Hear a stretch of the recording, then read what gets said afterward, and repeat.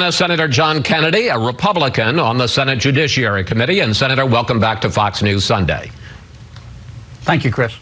President Trump has been pushing a narrative for years that the FBI and other agencies of the government engaged in a conspiracy first to spy on his campaign and then to try to end or oust him from the presidency. Here he is just a couple of days ago. This was spying on my campaign, something that has never been done in the history of our country. This was an overthrow attempt at the presidency. But as we've reported, the Inspector General is expected to find that, yes, there was some misconduct. A low-level FBI lawyer may have actually doctored a document, which would be very troubling. But on the other hand, that there was a proper basis for opening the Trump-Russia investigation, not political bias. Does that blow a hole in what the president has been saying? I haven't read the report. Here's what I think right now. I think the FBI is the premier law enforcement agency in all of human history. I also think that there were a handful of men and women at the FBI and possibly in other agencies who in 2016 acted on their political beliefs, both against President Trump and against Secretary Clinton.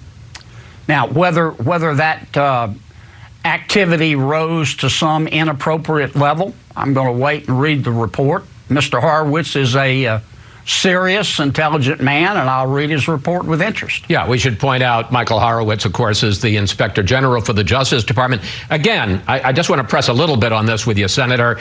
The IG report is expected to say that, yes, there was this low-level lawyer at the FBI who doctored a document. That's alarming. It could be critical, but here are his main conclusions, the IG's. The opening of the Trump-Russia investigation was legitimate, and reportedly there's no finding that James Comey or Andrew McCabe or Peter Strzok took actions based on political bias. If that's, and we have newspaper reports, you haven't read the report directly, but if that's what the Inspector General finds, will you accept that, sir?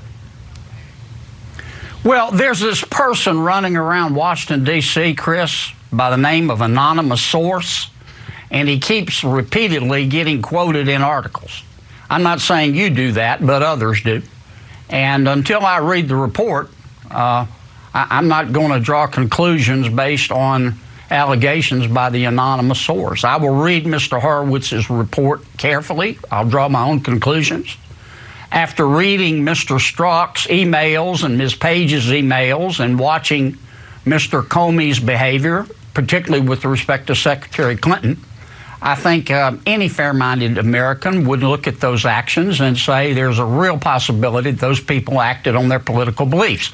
Now, if Mr. Horowitz says otherwise, I'll consider it carefully. But I'm going to read the report. All right, let's turn to the impeachment hearings, and let's look at some of the highlights over the last 2 weeks. Here they are. The meeting President Zelensky wanted was conditioned on the investigations of Burisma and alleged Ukrainian interference in the 2016 U.S. elections. It is improper for the President of the United States to demand a foreign government investigate a U.S. citizen and a political opponent. Mr. Giuliani's requests were a quid pro quo for arranging a White House visit for President Zelensky. Now, Senator, you've drawn an interesting distinction. You've said in asking a foreign country to investigate corruption by someone who happens to be a political rival is okay, but asking a foreign government to investigate a political rival is over the line. So what do you see here? Do you see President Trump pushing on investigation or looking for dirt on Joe Biden? Here's what I see. I think that Speaker Pelosi is acting in a manner that's insincere, even by the standards of Congress. I think she is turning impeachment into a routine political weapon. I think nobody is above the law, but nobody is beneath it. And I find it unconscionable that they have not allowed the president to defend himself on the House side, can't call witnesses, can't offer rebuttal evidence. In terms of the substance, I think the quid pro quo is a red herring. I think there are only two issues in this case. Number one, According to Speaker Pelosi, President Trump asked for the investigation of a political rival. There's another scenario, and that is that President Trump asked for an investigation of possible corruption by someone who happens to be a political rival. The latter would be, if proven, would be in the national interest. The former would be in his parochial personal interest. When I've raised this point of view about the analysis, many of my friends in the media say, well, there's no evidence of any impropriety by Hunter Biden. And my response to that is that the absence of evidence is not necessarily the evidence, or the absence of evidence is not necessarily the evidence of absence if you don't look. But if I may, and I was just going to say, Go ahead, sir. I was going to say Speaker Pelosi has not allowed the defense to offer rebuttal evidence in terms of the possible corruption that the president was looking into. Well, obviously, if there's a Senate trial, he'll get the opportunity, not to say, you know, maybe he should before, but I just want to focus on this phone call, because on July 25th, the president's talking to Ukrainian President Zelensky. He doesn't talk about corruption. He doesn't talk about Burisma, for that matter. He just talks about two Americans, Joe Biden and Hunter Biden. Doesn't it seem like he was really trying to get dirt on a political rival? And if so, do you think that's a serious act on his part? Is that a crime? In my opinion, and if I were back teaching in law school, this is the way I would teach this case. Doesn't mean I'm right, but this is the way I see it. There are only two questions that have to be answered here. Why did the president ask for an investigation?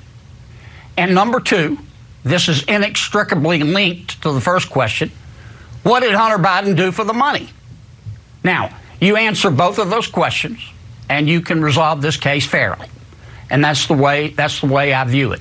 The quid pro quo, I think, is a red herring. Quid pro quo tells you nothing, Chris.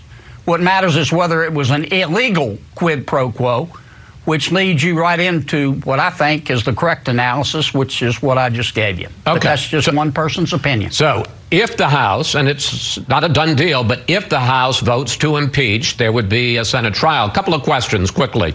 Do you think there'd be a motion to dismiss and there'd be no trial at all? Do you think it would be a 2-week trial or a serious trial that goes on for 6 or 8 weeks?